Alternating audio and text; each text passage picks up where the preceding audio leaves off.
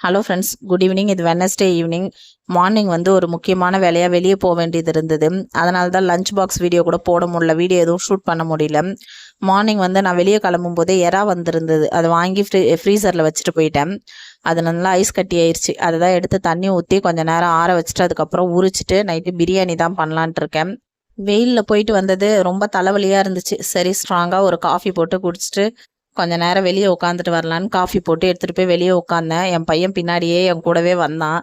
என் பையன் வீட்டில் இருந்தான்னா என் பின்னாடியே சுற்றி சுற்றி சுற்றி வருவான். நான் எங்கே போனாலும் அவன் என் கூடவே வந்துட்டுருப்பான்.